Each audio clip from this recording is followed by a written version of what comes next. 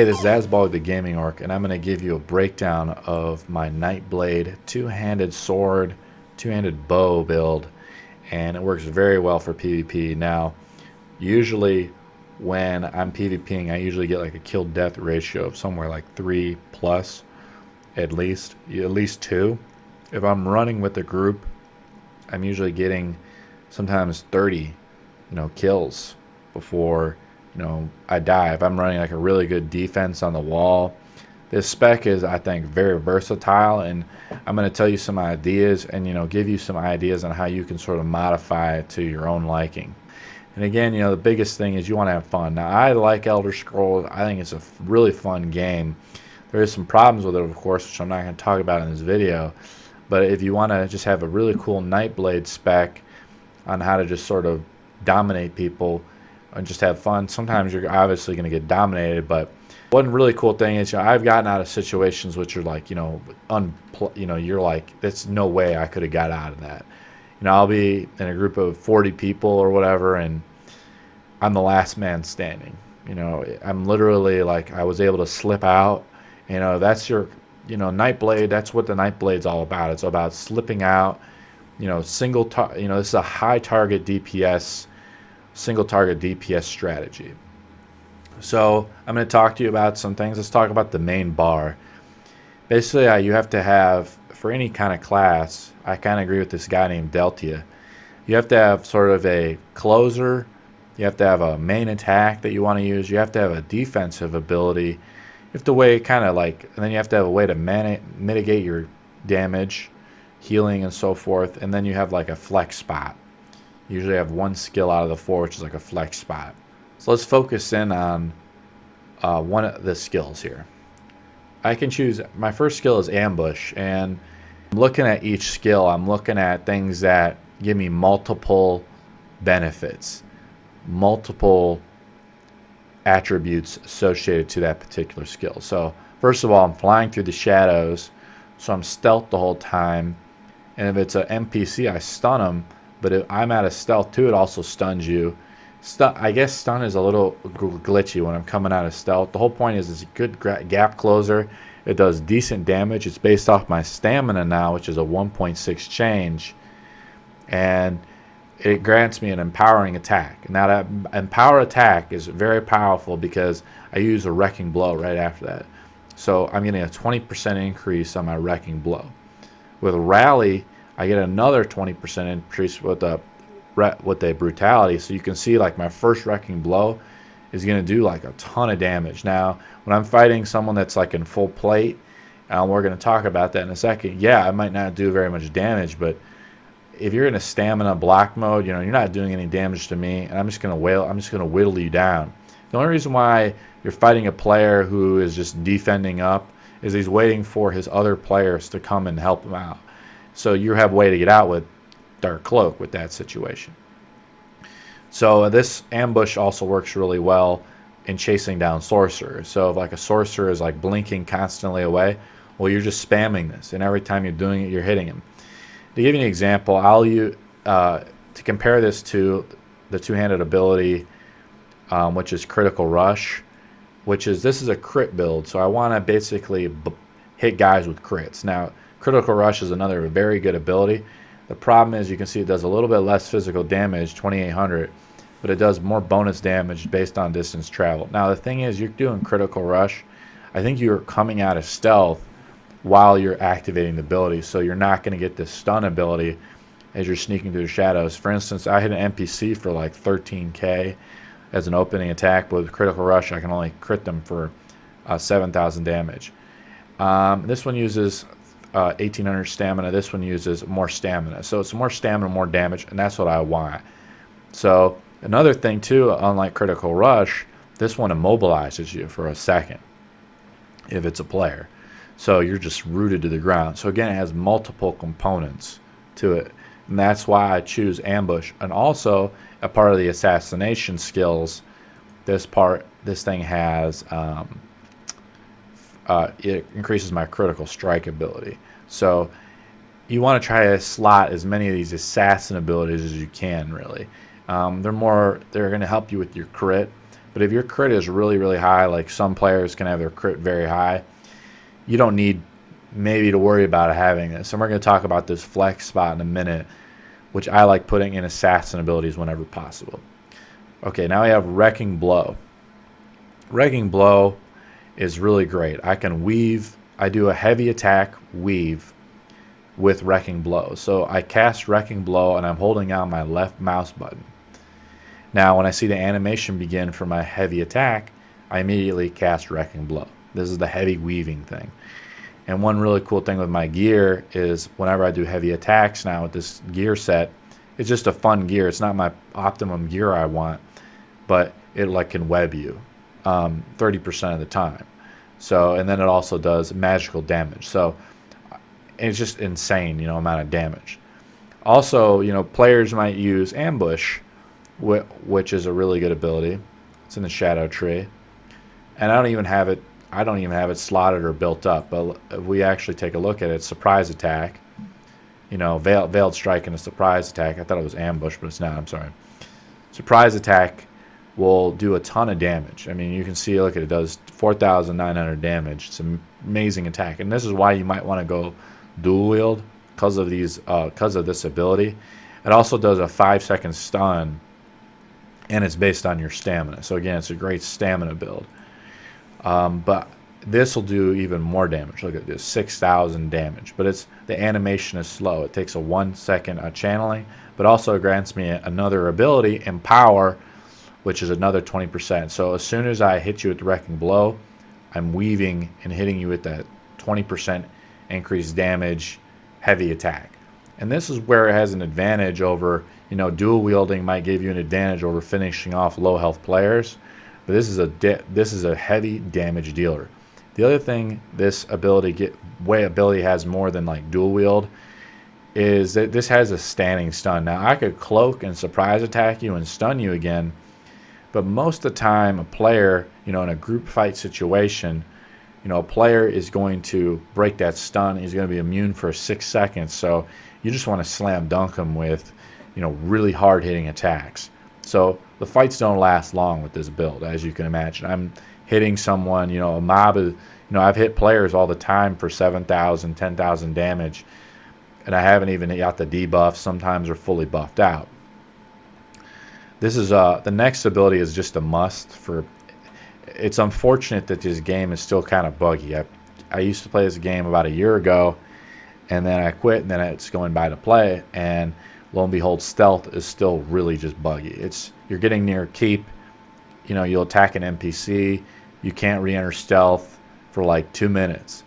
And I don't know why the programmers have not fixed this issue. It's a serious problem. But basically they should just fix the issue where, like, if you're out of combat for 5 seconds, you break combat. An example is like Rogues had this ability called Vanish in World of Warcraft, where this is a similar ability. They just throw a puff of smoke in the air, they vanish, and they break basically, they're in stealth, they cannot be re-seen again. Now if the Magicka, this is also a Magicka based build, so you remember you want to have like a good balance. And what I found, especially with this flex spot, so I'm fully basically stamina out. So I want to have a lot of stamina based abilities, but I need to have Magicka to sort of offset it. And also I choose Dark Cloak over the other one. While the other one might be really good, you're going to eventually get 90 champion points, and then you're going to have pretty high critical. You're going to have somewhere around 40-50% critical, maybe even higher. Like some people have 70% critical. So this is just I want to have the thing where it removes dots. So if I get fire dropped on me, when I'm raiding a keep, this is a cleanse too. So it's a defensive slot, which is like something you need for any character. So it's just awesome too. Like you can break away, you can slip away and break away from all kinds of people. You could easily slip away from about 5 people. You dodge roll twice, and then you dark cloak. And I'm going to be releasing a PvP video where you can see me doing all these abilities and skills. And you can see me. I've broken away from 30 people before, and they can't find me. It's pretty amazing. Like, if you want to be a super ninja, Dark Cloak is just a must. If you don't have this slot on your bar, you'll just find that, like, man, my survivability drops because stealth is just so buggy. And then if you're dual wield, you really need it, because when the person breaks your stun, you want to dark cloak surprise attack them, and that's where the flex spot you could put surprise attack in. The next ability is rally. So this ability, I want to be basically an assassin, ninja, whatever you want to call it. I want to be in the shadows. I want to jump out, strike you, and I want to re-enter stealth, and just drop kick you. I want to sneak up to you, wrecking blow you, and like you're half dead already, and you're stunned out of the wrecking blow. I mean, you're on your ass, you're flopped over on your ass, and I have a heavy attack you, and the next wrecking blow is coming up because it takes a second to cast. So the time you break the first wrecking blow, I've cast it. You have to be a very good player, and you have to break it immediately and do all this stuff. And even then, you might not be lucky, because if it starts critting you, you're a dead man. And then if my Helm thing crits you, you're snared. So rally is an ability I can use in stealth. So as this assassin build, I want to use abilities that I can use in stealth. All these abilities, this I can use really in stealth. The wrecking blow, I can come out of stealth. I can be in stealth and use rally. I can use cloak to enter stealth. So rally is a way to heal myself. The rallies can crit heal me, and then if I cast it again, it gives me a heal from the amount of duration it is. So I'll be in stealth, use it, then maybe midway through a fight, I'll use it again. And it doesn't take that much stamina. You can see it only takes 1,300 stamina. So you can use it. You can basically almost spam it onto yourself, and it's a stamina heal. Now, if you're in the Alliance War and you actually have played this game like a ton, and this is very hard to get. I don't know how people get to like level 10, because I played a lot of this, and like you have to play just a ton to get to level 10. Basically, you can get this vigor ability, which you can see it's 5,000 health to yourself and nearby allies, and the cost is really low. It's a 10-meter heal, so it's again a great ability for group fights. And also rally gives me 20% major brutality. So I'm in stealth, I use it, and I have major brutality, 20% more damage. Sometimes you can't get it off all the time because combat can be really quick, and you want to enter the combat, especially if you're overwhelming your opponent. But it's a great, even I'm stunned, I'm still healing myself, so I'm healing over time. Now this is this flex spot, my 5th ability, and you could use a lot of abilities here. Right now, I'm using a Magicka-based ability, Double Take. It's similar to having Spectre's Eye on. So I use Hunding's Rage is my main set, but it's like having Spectre's Eye, and the buff duration is really long since this got buffed in 1.6. Okay, so this is really awesome. I've seen a lot. I started watching other players just slip away. They can't enter stealth because stealth is real buggy, remember. So one solution the Nightblade does is they equip this ability, and you're out of combat, so your regen is extremely high in Magicka. I'm going to show you this in a second. And so you have Major Expedition for 4 seconds. So you're literally running as fast as a horse. We were in a group where we're trying to get a scroll, and I'm running with the group as fast as the group on their cavalry. So you basically run as fast as and so you're super ninja. And guess what? You can use this ability while you're in stealth, and it has multiple effects. It gives me Major Expedition, fantastic, and it gives me a really long buff. And since the buff duration is so long, I don't need to have a lot of Magicka to use it. So it's fantastic. Now, I'm going to show you this, and then we're going to talk about some other abilities that you could maybe swap and do things with this closer bar. Now, let me just show you this real quick. I'm going to explain a little bit more about this bar. So, I can't do it while I'm holding shift, right? So I have to break shift and look at how fast I'm running. And so there's about 4 seconds. So now I'm just running. I cast it again. You can see my Magicka. I'm dropping Magicka, but look at how long I can cast this for. And remember, I have 0 points in Magicka. My gear is now Magicka based. And see, I'm still casting. And now I've finally run out of magic. My only Magicka based gear, and I stopped doing it for a second, look it back. And I'm just doing that to move around, but the buff lasts for 20 seconds. So now I'm completely, and I can use this while I'm hidden, right? and I can use rally while I'm hidden. So that uses my stamina based ability. And so you have cloak, which is another magicka based ability. So you're using cloak and blur, and the blur is another defensive ability. So you sort of have 3 defensive abilities and 2 offensive abilities on this bar. Now the flex bar can be a little different, this flex spot. And I've tried out several different abilities here, and we're going to explain them. Now I've tried putting relentless focus there, and the problem is with relentless focus is you get this assassin's will, which is really a really cool ability. It's a nuke, but I like it because of a minor berserk and minor endurance, and it gives me stamina regeneration when I'm in stealth, and I need that, and it gives me a good damage increase to my damage because it gives me minor berserk, and it scales it goes with major brutality. So berserk and brutality are 2 different buffs, so they can stack on one another. So you can use this, but this is probably better on your bow bar, because if you get off a lot of light attacks, you might be able to get one of these.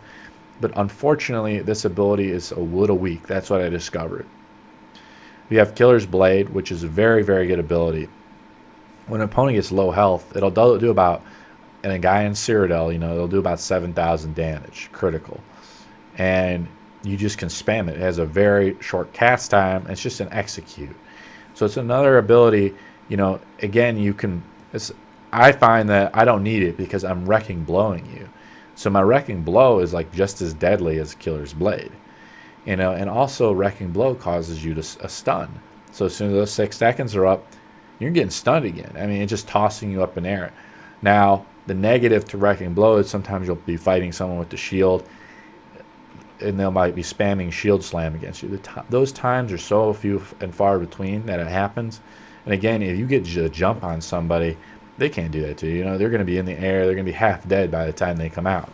I want to get the jump. This Nightblades, as you can tell, unlike most PvP and Cyrodil, works from getting the jump on you. I get the jump on somebody, that enables you to take out 2 or 3 people. Killer's Blade is very, very good if you want to use it execute. Again, it's an assassin ability, so it gives you the 3% extra over, say, using Executioner. Now, Executioner is still very, very good. What I notice is it does less damage to, it does less damage than Killer's Blade. Killer's Blade, the side buff to it or whatever, that it gives me more health, it's really irrelevant. That doesn't do anything, but it works well with the other bar when I use Mark. When I use, I use Piercing Mark, and I have Rally, and then I can use Assassin's Blade. I have a lot of ways to heal myself then. But I'd rather, with Killer's Blade, you don't use it enough. That's the problem. That's what I noticed. Because when I'm in a group fighting situation, if I'm 2v1ing someone or 2v2ing someone, or it's never really that even. It's never like it's me versus 3 guys. It's mostly an even situation. So this is like very practical, build. So I want to, just wrecking blow you. I don't need to. By the time you get so low, the only reason why I'm using a Killer's Blade is because you're low health, and I want to finish you off. Now it works great. Someone only has like 28,000, health, or 24 in the mid 20s, health. 7,000 damage is doing 1/4 of the health. So they drop below 25%, they're dead. They do a 4,000 non-crit hit. You spam it twice, or you just keep spamming it. Then you got to heal themselves over and over and over. Now we're going to talk about my ultimate here. I use Ice Comet. Now you can use Shooting Star. This is from the Mage Guild. So yeah, I had to go through and find all these stupid books. But when I slot even one ability, I pick up all the passives, okay? So with Ice Comet, the reason why I like it does more damage, and it's a snare. Again, in PvP is all about controlling your opponent. Like, if I stun you, that's really good. If I can snare you, that's really good. The more I control you or a group of people, the better I'm doing, okay? And Ice Comet can't be dodge rolled. As you know, with Meteor, it got majorly buffed. It cannot be dodge rolled, and it cannot be blocked, really. So, and then it does an AoE damage. So if you're fighting a bunch of people, again, in group fighting situations, it's a Zerg Buster. It works fantastic, and it's a really good ranged ability. And in Cyrodil, guess what? Any ability over like 20 meters or whatever gets an additional 10 meters. So you're in your two-handed stance. Now, I'm going to talk to you about a couple of ultimates you could use, though. I like using this because it's just OP right now. I mean, think about it. Like, I'm fighting you even close up, and I cast an ability. You have to just eat. You can't dodge it. You can't block it. But let's take a look. Assassination. You have Deathstroke, which I would go into Incapacitating Strike. I would stun you into that. I would not pick up the other one from ultimate kills, because when I'm ranged and I'm doing a lot of killing, I'm not getting ultimate. This is more of a PvE. This is a PvE ability. This is a PvP one, right? So at the lower health one, I want to stun you, because that might save my life, because I might get a stun on you, then you're stunned for X amount of seconds, and I'm going to Killer's Blade you then, or whatever. But the big reason why you want to pick this up is because it causes major defile, and it reduces your enemy's healing. But again, you might get that from the bow tree. You might get up the healing debuff to get major defile. That's what you really want to do. Again, this is a very close range ability, and that's what this is built as for, the two-handed ability. As Ice Comet, is a much better ability. I can cast it at range. You might find yourself fighting someone in the lag or whatever. You can't get close enough to them. So it's like, bam, you cast Ice Comet. You can't dodge it. You just have to eat 10,000 damage. If it crits you, and then you're snared. So it's just like, this has a lot more ultimate. This has 50 ultimate. So again, you can play around with it, and maybe you like it. Again, it gives you more critical. Again, you want to have at least one assassin ability slotted here. So if I took off double take, I would only have one assassin ability slotted. And ambush is just far better than charge. This is my research and my opinion. But if you're not a Nightblade and you want to build, another two-handed build, you're going to have to probably pick up that charge ability, unless you have another form or closer that's going to be pretty strong. Another ultimate that's really good is Soul Tether, and I have used this. It's an AoE, so you're basically ambush, and when it grants you power, you can get 20% more damage on any attack, even an ultimate. So you ambush Soul Tether, and this is a very common hard-hitting ability, and puts a nasty dot. But basically, it can heal you, and as long as you're close to somebody, that will work really well. Now, that's a really good ability. It costs 150 ultimate, and again, it can sort of heal you. So that leads me to the next one. Of course, I'm going to be a vampire, and I can explain to you why. Being a vampire is just really powerful. When you drop below 30%, yeah, you're going to take fire damage, but I'm going to mitigate that in the champion system with Elemental Defender. So I could get the fire rings and all this other junk, but I just find that fire damage is just, vampires are much more stronger. I don't feel like they're squishy. They're really powerful, actually, and they have a lot of abilities. If you can cloak, another thing is you can dark cloak behind somebody and feed on them.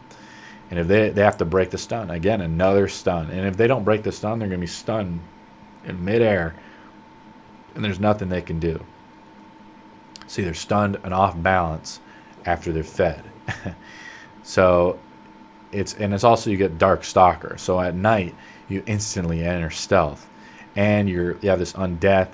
When you reduces damage, when I drop below 50% health, again, it's another just way for me to get out of like multiple. I got 5 guys jumping me. I need to get out. I drop below 50% health. There's probably countless times I would have died, but this undeath ability works really well. And not very many people use the Fighter's Guild ability, which is over here. Not many people might have it built up, but they don't use the abilities. But I'm going to talk about that in my other bar. So Vampire, another ultimate you could use. I have the Devouring Swarm, but I would pick the other one, actually. The invisible one. So this one just gives me health. But if you're invisible, from what I could tell, you could actually attack people. And this is something I'm going to try. And this is another flex spot ability, is Accelerating Drain. This is a really powerful ability. But it just seems too buggy. It doesn't work enough for some reason. It costs me Magicka. Who cares? The range is 7 meters, which is pretty good, and you're stunning someone, and when the effect ends, you get major expedition. This is really powerful, but it gives you stamina. It's fantastic for PvE too, so that's a very good flex spot if you want to put accelerating drain down instead of double take. It's sort of a I use it as an executioner spot, if you wanted to. Elusive Miss is also very powerful for your bow build. It's a way to reduce damage by 75%. You know that meteor ability I was just telling you, you can't dodge it. You can do this now. You can reflect that if you have a sword and board, I think, or you're a Dragon Knight, reflective scales. You can reflect meteor back on people, and people do it. Better players reflect it. They see the animation come around you, they reflect it back. But Elusive Mist is a way for a Nightblade to counter it if you think about it, because you'll see the animation, the little circle come around you. You switch weapons if you can. You Elusive Mist. You're immune to the CC, the launch up of it, and also you take 75% less damage. It's such a telegraphed attack. And guess what? You gain major expedition while you're in it. As a mist, you move really quick. The main things are you're immune to crowd control effects. And again, it's a way for you to get out, and you can re-enter stealth in it. It's really good. Let me show you. So one idea in the flex spot, you can use the Elusive Mist with a dodge roll. And you can see I'm moving very quickly now in that Elusive Mist flex spot. Another, so I'm taking 75% damage reduction. Look at how quickly I'm getting away. And that's something I used for a while. It's more of a defensive, evasive, but as a group fighter, caltrops every time, because if I drop caltrops, I can get away now too, especially since I have major expedition now with blur. So again, I would not put this in this bar, but I'm just going to show you why it's good to be a vampire. So you can see there, and I'm not at nighttime, I'm re-hidden, and I'm in mist form. For almost half of the duration, if this was nighttime, I would be hidden. See, I'm re-entering stealth right there. But I'm moving pretty quick, and I'm taking 75% less damage. And there's so many times, and what I think people are doing is they're using this ability and then drinking an invisibility pot, so they go invisible. So it's a way for them to reduce all the damage. So like suddenly 5 guys roll up on you, I don't care how good you are, you're going to get smoked. You got to get out of there. You have to retreat. So they'll enter mist form, and then they'll drink a healing pot. Okay, let's talk about Legendman. Legendman, unfortunately, doesn't have any active abilities, but it's really good for...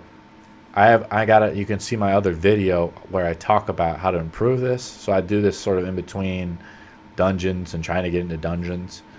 And this is really good for getting gold, but mostly you get it for improved hiding.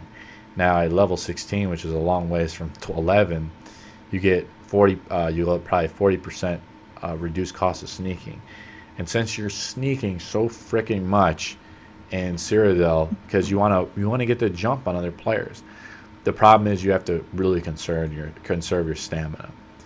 So let's put back double take. And when I have double take equipped, guess what? See, look I move quick, just about. And look, it takes up a lot. It takes up a lot of magicka. But look, I'm moving just like in mist form, but I get 20% dodge. And unlike in mist form, I can't really do anything and attack you. Guess what? I can attack you, but I get 20% dodge. So obviously, this is a much better ability than Elusive Mist. But as far as like you want to have a counter to Meteor, I'm just telling you, you could use Elusive Mist. It's a way, you're getting frustrated. There's ways around this game. They make this game somewhat sophisticated. You could do it. And again, I pick up all the passives just because if I have it slotted. So this is my close range closer. I'm fighting, more even like fights. It's not a Zerg battle. If I feel like the tide is turning in a battle, we're just starting to steamroll. The Zerg is starting to steamroll.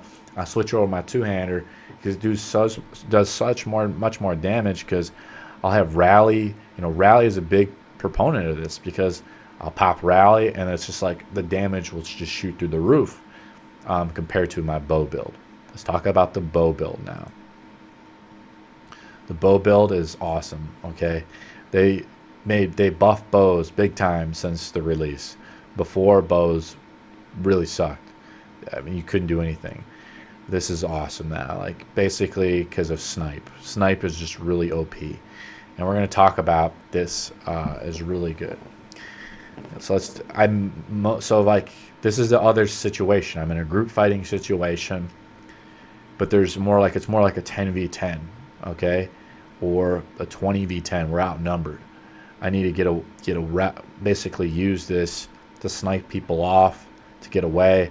So again, I have sort of two ways to attack you, a way to debuff you, sort of ways to debuff you. I have a way to buff myself, and then I have a flex spot. Similar idea. The ultimate is the same. I'm using Ice Comet again.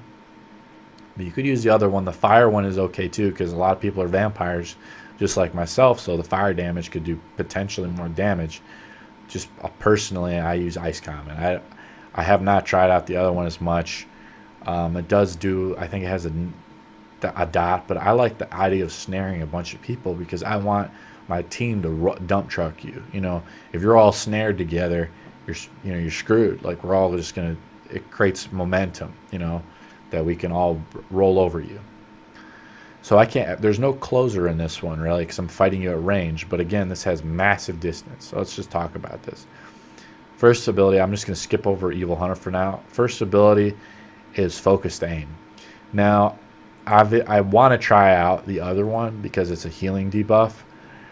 But most of the time, I want to have the extra range. And I pair that with Mark. So I get a ton of range. And that's the name of the game in Cyrodil. I want to attack you from like 1,000,000 miles away. You can even see the animation on this focused aim. Like, it's a little arrow hitting you in the head, but you can't see it, but it's just a ton of damage. It'll do 7,000 really crit on a fully plated person. I mean, you can only take 3 of those shots before you're dead. And it has an insane range, 45 meters. So I can shoot, I've killed people up on the towers, and, you know, they're you know, like if they're on the ledge like this, you know, I'll be down there stealth. I'll come out of stealth, hit you with a snipe. You'll be stunned.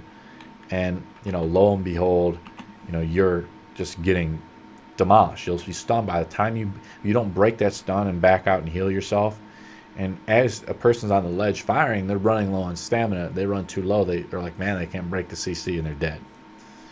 And it's just all around fantastic. So again, you got to get good at switching bars.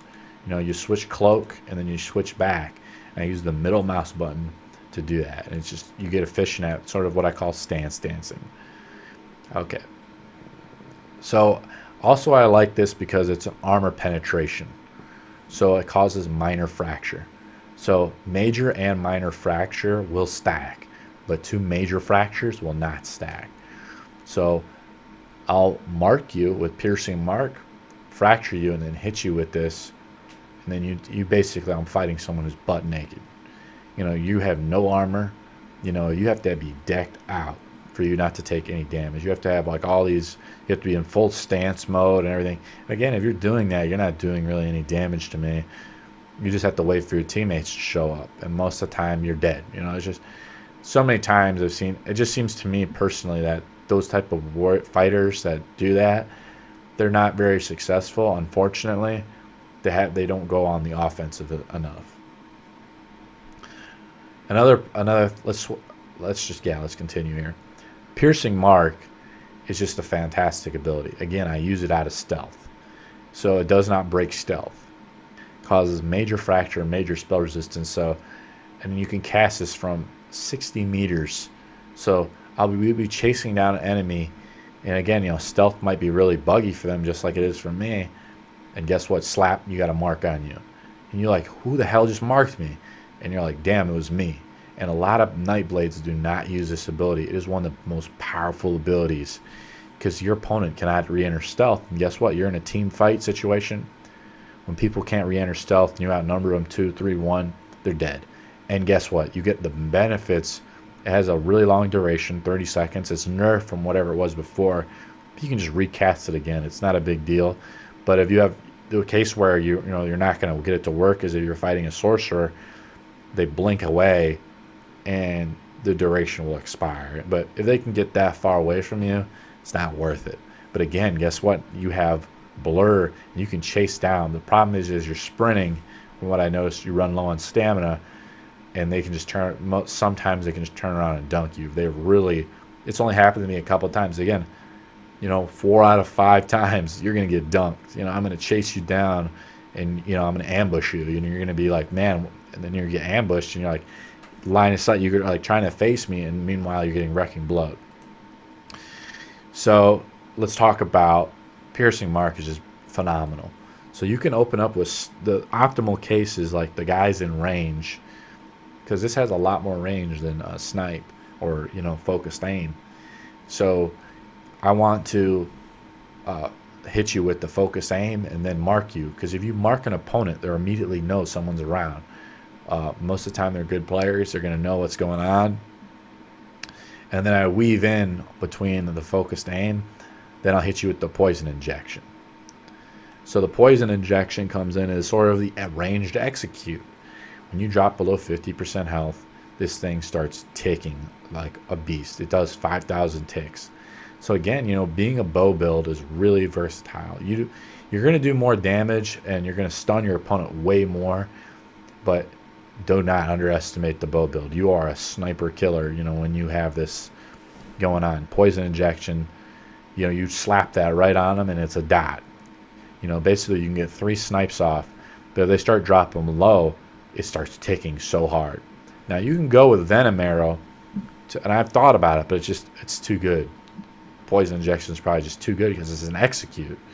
If you think about it, it's a closer. It's I want to finish the fight quick. I just want to drop kick you and then hurt you. And poison injection could crit you.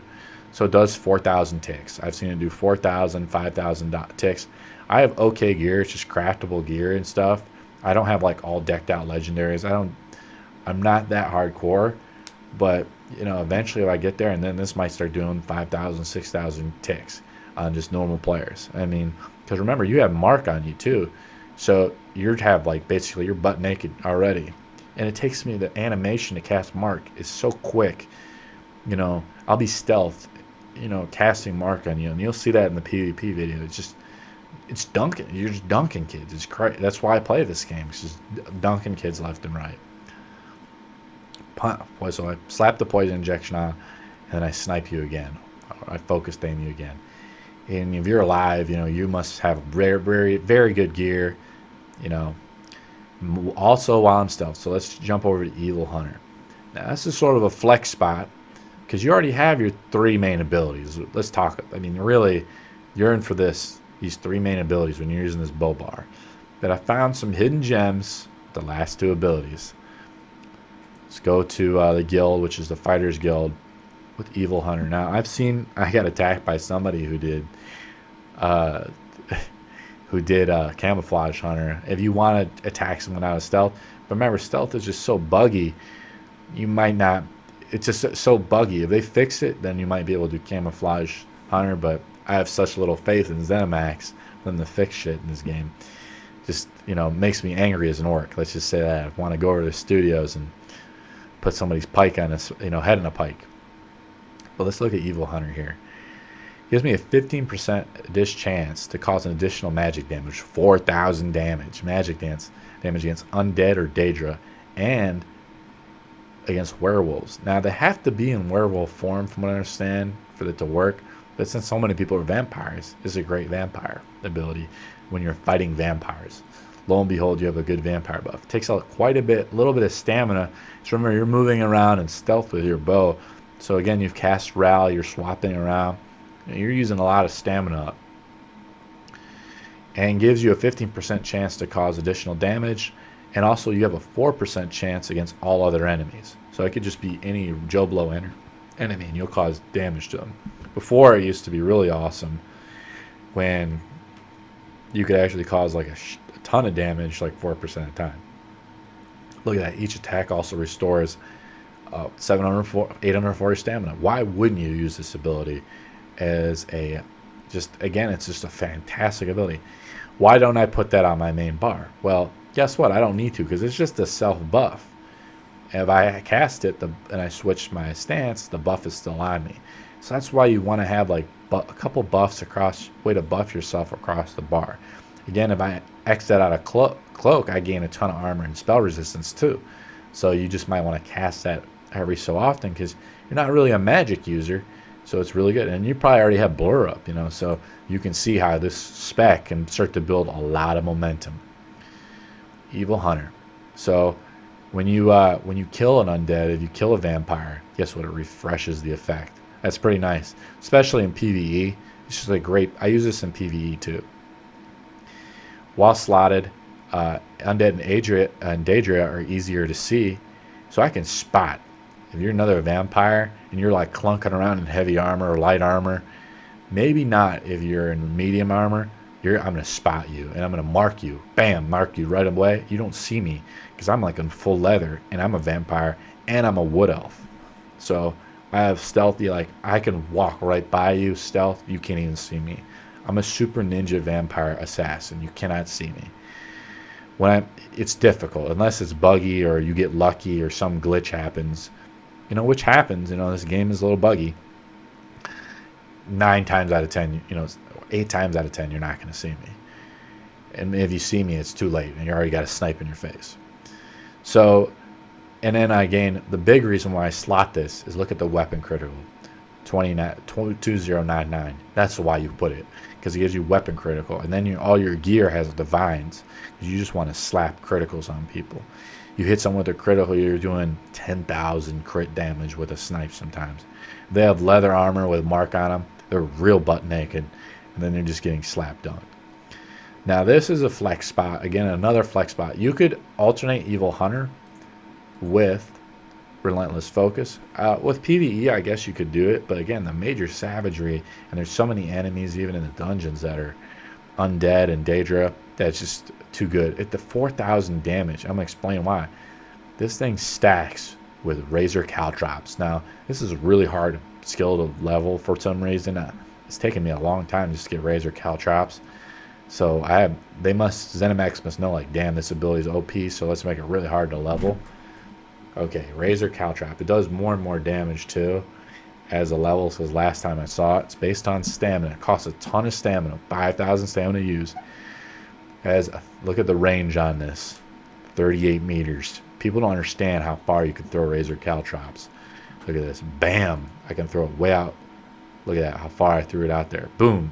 Look at the area it covers. That's crazy. And look at that, I can cast it again and cast it again.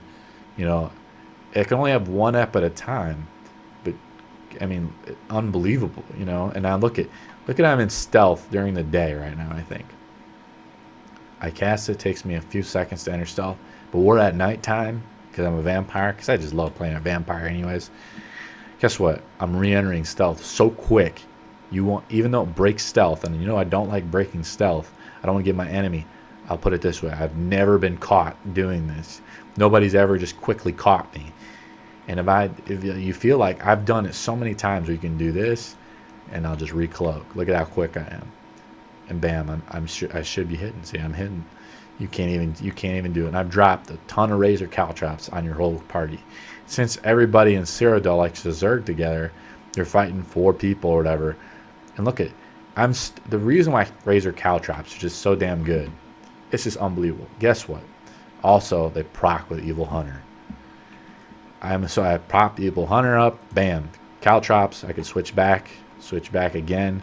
Bam. Every time you cross over that, if you're a vampire, you're taking 4,000 damage, plus the caltrop damage. Oh, it's so unbelievably overpowered. It's just so good. I mean, it's not overpowered. I mean, it's just, you have to know what to do. You have to have the ability. You have to do this and that, right? Razor Caltrops, unbelievable. Now, the reason why it's so powerful is the other ones like Cavalry Caltrops, total junk. They should change that morph for whatever it is, total garbage. Because most people have 0 stamina when they're riding a horse. They hit the Razor Caltrop, they're getting to dismount it anyways. If they're that stupid to run over the Caltrop anyways, because you can see the Caltrop on the ground. But this is a great group fighting ability. Again, Razor Caltrops. A lot of places in this game, you know, people fight on a hill. There's a group of people that get together. You're at range, you know, look at the same range as poison injection is Razor Caltrops. So you can drop Razor Caltrops instead of poison injection. And unlike poison injection, which can get cleansed, their team is sitting on razor caltrops, and again, they're also snared. My God, this is just amazing. First of all, it does initial damage of 1,000. That's okay, but it ticks so hard. It's unbelievable how good this is, because you'll see razor caltrops, you'll see 500 crit times 7 or whatever, and they changed the AoE mechanic, so you could hit up to 150 people with razor caltrops. Now obviously the game would just like lag up and probably freeze out, because this game is just so buggy like that sometimes. But if you're fighting reasonably against a choke point, here's a couple such scenarios. You're fighting against a group of people trying to enter into your keep. You drop razor caltrops into that little thing. There's only one way they can come in, and that's through your razor caltrops. They're snared 30%, unless they leave the caltrop range, and it's just so overpowered. I mean, it's unbelievable. And it procs Evil Hunter, and there's a bunch of other things, like if you had Ophidian shoulders and things like that, it'll proc meteors and things like that. It can get razor caltrops. Did not understand how powerful this is. Now I'm going to talk to you about a couple of abilities you can swap in there, and you could change. Now, you could put double take in there if you really wanted to, if you don't feel like razor caltrops, or you don't have it, if you're not high enough rank to get it. Relentless Focus is another really good one, because it gives you more damage, and again, it's a magicka based ability instead of stamina, which this one uses. So I have unfortunately this is a very stamina intensive bar, because this uses stamina, this uses stamina, that's stamina, that's stamina. This is the only one that uses magic. So you kind of want to have 2 magicka based abilities, which is why this is really good. If you feel like you're running out of stamina, Relentless Focus can do additional 8% damage, and while you're walking around in stealth, you have that stamina regeneration. It's very good. Another one is Killer's Blade. You can have a finisher. You can plop it on your bar. If a close range finisher. I just don't think you would use it enough. I want to have utility out of every single slot. I want to use those as many times as I can. And what I find is I'm very active, or you want to call it clicks per minute, or whatever you want to call. You're clicking per minute way more. While with Killer's Blade, it's a very specific base build where an enemy has to be low health and very close range. Now, Impale is probably very powerful as a magicka based ability, but it scales off your magicka, so it's good for magicka based Nightblades. Let's just take a quick look. Twisting Path is pretty cool. Again, but why would you pick that as an AoE area, even though it grants you major expedition over caltrops, which slows everyone down? It's unbelievable. Mass Hysteria is a really powerful ability. You can break it through those shield blocker guys. Again, I would put it on my bar 1 if I could. Again, that could be in your flex spot. The problem is it's sort of like an attack, right? And as I'm attacking, my fights don't last very long. My time to kill you is like 10 seconds. That's if you're really good and you're defending and stuff. Because if I get in danger, if I start dropping low in health, I re-cloak and I reset the fight. Like suddenly I get jumped by another opponent and like I almost killed you, I re-cloak. I break your stun, double dodge roll, re-cloak, and then I hit this double take, major expedition. Maybe I dodge your attack, which is really just another. Again, it's just you don't understand how OP this stuff gets. Man, but Mass Hysteria is really good because it's a debuff. And it's a snare, and so it's really good, but it's a 4.5 second fear, and it's a fear bomb. It affects up to, I think, how many opponents? 3 enemies. So I think they nerfed it a little bit. It used to affect up to more enemies, but you don't need to do it more than 3, because since it's a close range ability, which is the problem with it, but it is very powerful. Unfortunately, you only have 5 abilities, and again, you don't really want to swap out Rally to get Mass Hysteria. But it's a good ability. You can see where you're having problems. Shadow Image is another really good ability. If you want to teleport around, you could you pop Shadow Image. You're still in you break stealth for a second, but then you re-enter stealth, and they buffed it, so it's really powerful, and it doesn't cost magicka to recast. So you put it up on a cliff, like a ledge like this. You're attacking an enemy. You click it again, and you re-stealth back up to the ledge. And they're like, where'd you go? You disorient it, and you snipe them again. They're dead. It's really powerful. There's barely any Nightblades that use it, unfortunately. just because there's a lot. Again, you know, there's a lot of good abilities, but there's only so many slots. Why do I want to use shadow image when I can hit a group fighting scenario? Again, more practical Cyrodil fighting. I'm fighting 5 opponents. I want to hit you all with caltrops, so you're all snared. And this is more, the siphoning tree is more of a magical based area, but crippling grass can be really powerful because it grants you major expedition and it does a lot of damage over time. But the problem is while it might slow you down and give me major expedition, who cares? Because I hit you with caltrops and it hits everyone. The difference is this one uses a lot less. It's just a magic-based ability, and it's good at range, but it's the same range as caltrops. So you start to see the theme here. Caltrops is really powerful, and it snares you. That's the problem. It snares everyone. You can snare 5 people, and it's an insta-cast ability. The bow abilities, I guess scatter shot within the magnum shot could be another good flex spot. And what players do is they do that. They hit you with the magnum shot, swap stances, then hit you with the ambush, or they hit you with critical charge. It's a very powerful combo, but a lot of players can't do that, so it takes a lot of finesse. Why do I want to waste my time doing that when I can just wrecking blow you? Again, I don't need to do all this fancy stuff if I'm slapping you with 10k wrecking blows. It's not brain surgery, you know. I'm going to destroy you. You know, if I feel like someone's staying up a little bit longer, I swap, mark, hit them with the poison injection. So when they start dropping low, again, it's just more damage over time. And then I swap back over to my two-hander and start dealing more damage to them. Acid spray is probably really good in group fighting. But the other one is very good because it's an immobilization. The problem is immobilization doesn't last very long. The buff isn't that strong. Why do I want to immobilize you when I can caltrop you? It's the same thing. And that kind of sums up. There is a bombard, which acts as an immobilization. And I heard Delta saying that actually is a pretty good ability. But look at the radius is 5 meters. Caltrops, 12 meter radius. That's a big surface area difference from Bali. Which again just uses a lot less stamina, but I want to hit you with the big ability, so I'm using caltrops. And my stamina regen, as you're going to find out as you start gearing up. Let's take a look at the rest of the stuff. As you can tell, I get all the passives. You know, this is not brain surgery. You get as many passes as you can.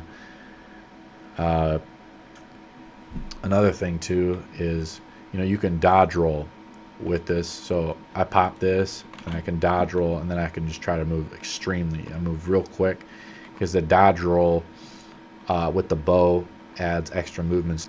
Fighters Guild, I pick up all the passives in Fighters Guild. I tried Trap Beast. I mean, why do I want to use Trap Beast when I have caltrops? I mean, because it's just so much more powerful. Support, you know, Purge is okay. It allows you to remove things like, you know, the mark and things. Like if you get marked, you could try to purge yourself and remove negative status effects on you. It takes a lot of magicka, but it also does it for a ton of other, you know, players. It works as an area target. I never have used it, but I know it's very useful. I'm a wood elf. I'm not a big believer in the class, you know, race system. I think you just try to pick whatever you want to. Before, wood elves were kind of crappy, I guess, and then they buffed them. Now they're really good, I think, at PvP. The reason why I picked the wood elf is because stealthy. You know, I want to basically be a Nightblade, so I'm stealth, and lo and behold, like, it decreases the stealth radius and increases my damage done while stealth by 10%. So that's a big buff.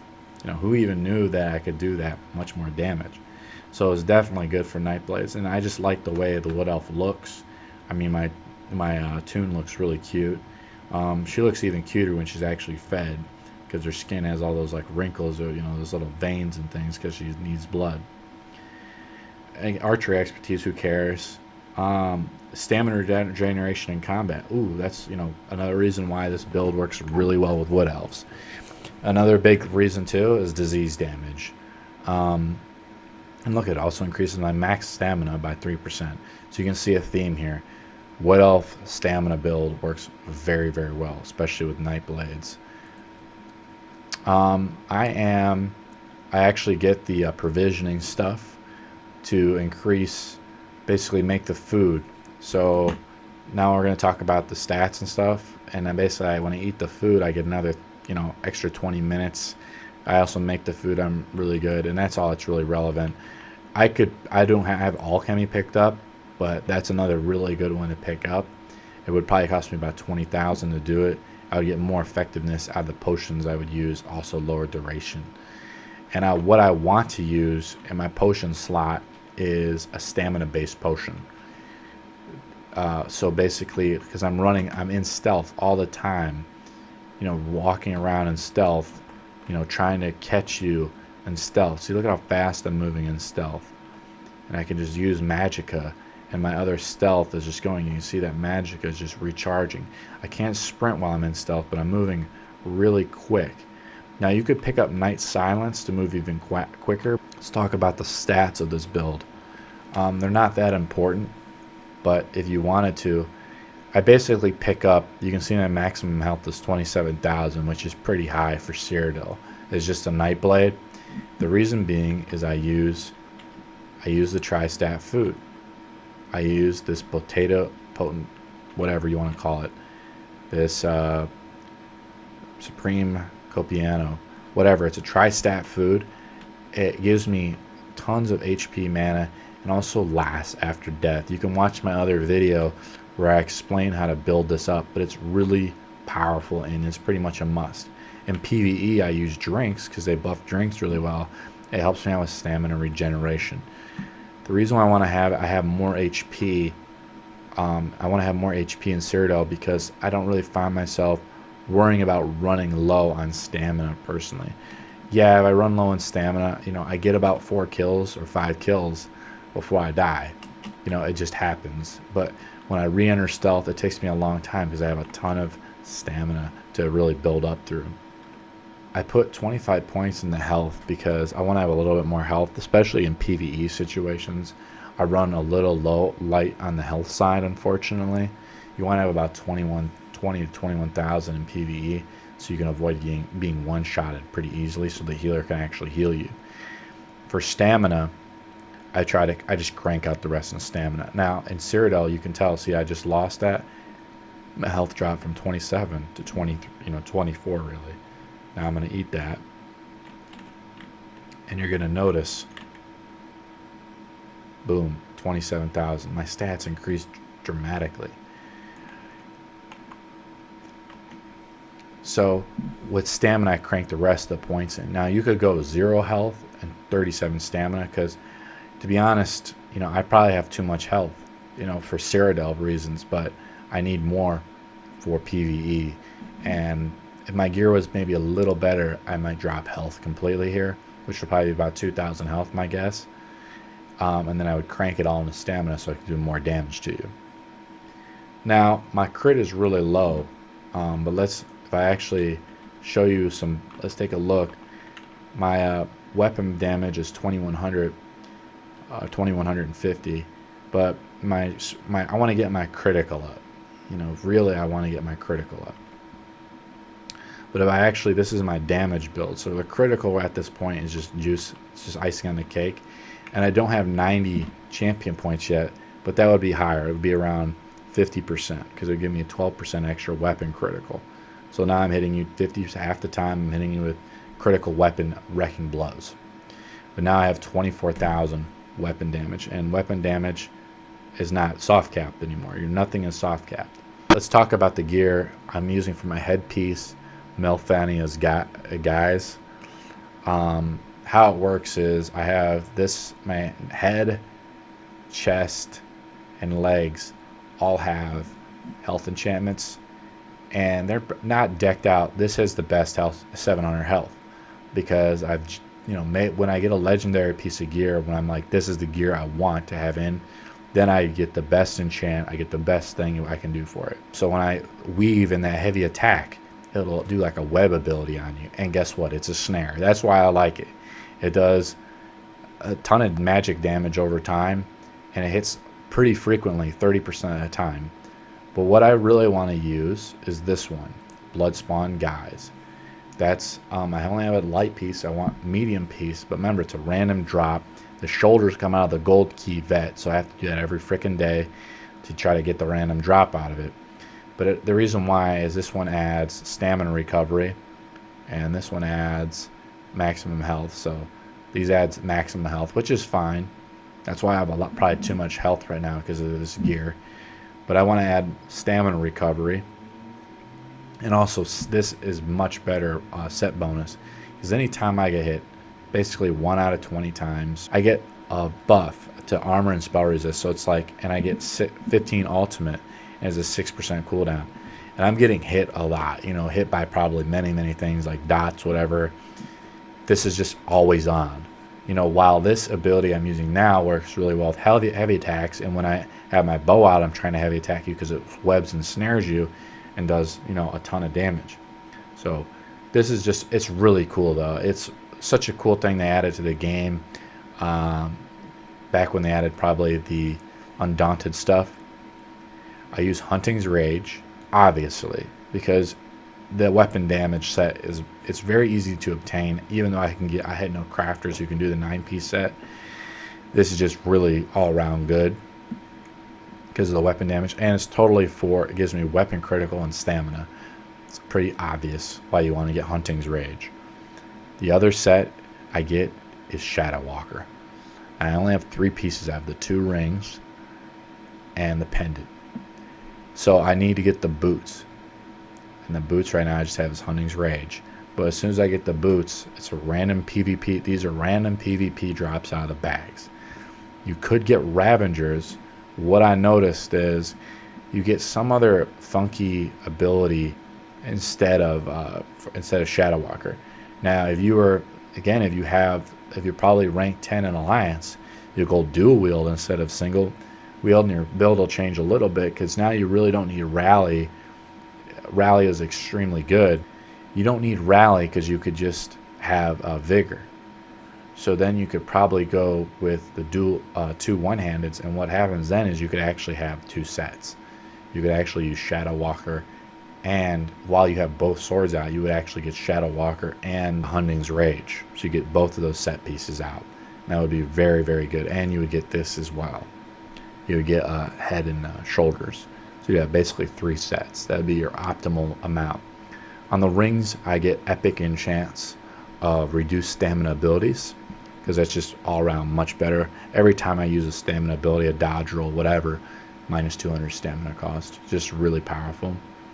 On the rest of the gear, besides the chest and so forth, chest, legs, and head pieces for health, you get additional stats as well, I guess, a little bit. You get stamina on the rest of it. You get basically stamina enchants. And you want to do epic ones when you can and afford to. They're about 5,000 gold each. So basically I run Shadow Walker, and my weapon is Hunting's Rage, and my bow is Hunting's Rage. So I want to run both of these as my sort of primary, but if I were doing it, I could run double daggers or double axes to cause bleed effects, depending on what shoulders you have, or double swords. You know, there's a lot of combos you could do. If you have a little bit, if you have Alliance rank 10, I think that's probably when I will switch. But I love using a 2-handed sword. It's just so cool looking. The gear, if you're wondering what my gear looks like, stand up. I use Ancient Elf for all my gear. All this gear is crafted Ancient Elf, and the sword I think is Bosmer Tamara. So I go to ESO Fashion, which I'll have in the description. You can like look at all the different kinds of fashions you can actually get crafted into. The weapon enchants are Disease. I put epic enchants on those as well. They're about 5,000 each. Let's talk about champion points here. So you kind of, champion points can be somewhat important, but in my opinion, they're really up to you. So let's start off with this red tree, which is the Lady Tree. I chose Elemental Defender, but one thing you can see I'm doing is I notice like you start have diminishing returns. So I get a lot of Elemental Defenders, but I really want to have Hardy. So you know, because I wanted to reduce the magic damage, poison, disease that come to me. So you can kind of put them between these two. It's not a big deal. The reason why, let's take a look. I get this when I'm critically attacked. This is more of a PvP, you know, constellation. When I take flame damage or whatever, I can equivalent to 30%. You know, I get spell absorption, which is really powerful. But also, again, I'm adding survivability. And you get critical leech after I critically strike a target. So I want to build like a critical. I'm critically hitting you, and this can only occur once every 5 seconds. So, and then you have Unchained. If I break a stun, it reduces stamina. So again, that's very powerful for stamina builders. Let's take a look here. Shadow. So I picked the shadow, and so we have the shade, and I do a lot of sneaking. So I see tumbling here is pretty good. So you can see me. I'm starting to break out into tumbling.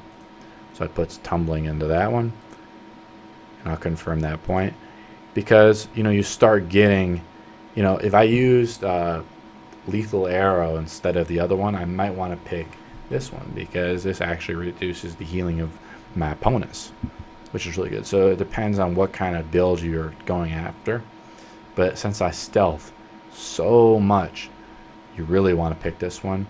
Also, Shadow Strike is really powerful, and guess what? The heavy weave attack. Oh man, think how powerful this is. This is the reason why I picked up this trade, because I want to, obviously I'm never going to probably hit the 120, but because that's the maximum one. It's just so powerful. If I hit after killing a target with a heavy attack, I enter stealth. So it just seems really, really powerful, because then when I re-enter stealth, I can re-crit you, and it just seems really powerful. We'll see. You know, you can always change those two, but.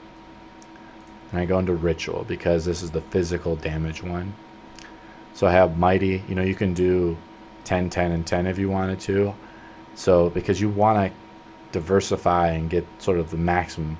So again, I want to increase the critical damage of my physical attacks. Again, a really powerful critical build would have this. I want to reduce the armor because I mean I put 3 points in there. Look at it, I get 2%. And then Mighty, it just straight up increases physical damage. Obviously, Mighty is probably the best one. And the reason why I get this, Perfect Strike. You get 12% critical rating. And obviously, that's the reason why you pick this one up. Exploiter, if you're off balance, which people break stun, they become off balance most of the time. Or you do that if you're doing the drain as a vampire, if they break it, their damage increased by 10%. You know, that's really powerful. And again, if I drop below 20% health, especially with my undead ability, this works out really well for gaining ultimate. And so it's still like, you can tell they haven't even programmed it all the way because nobody has it. And that sums up this character's build. This is a fantastic build. I'm going to release a PvP video this week. I'll start recording because there's a lot of really cool fights. Now, obviously, you're not just like invincible. You know, you can't. It's very difficult, you know, you have to be realistic.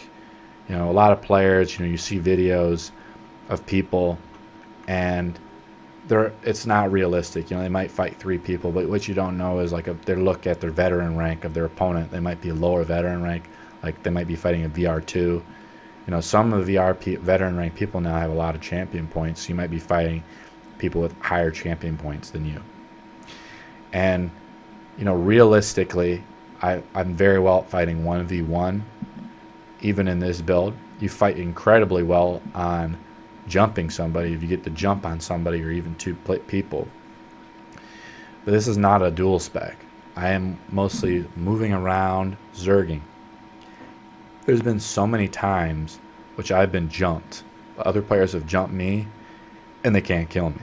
Because I break your stun, then I recloak. I turn around and I mark you. Because you're in combat, really. You know, some players are really good. Like you can tell that some players are really good and you can't do it. But be realistic. But this is an excellent group fighting spec. You know, I can just dump truck through people, and you know, I'm fighting through the front lines. I feel the momentum is waning. I switch over my two-hander. You know, I'm jumping, ambushing people left and right. You know, and you can switch around. So check out the PvP video I'll release on this channel, and I hope you enjoyed this video. Tell me some comments, things that maybe you would change or improve. Like and subscribe, and I'll see you guys in the next chapter.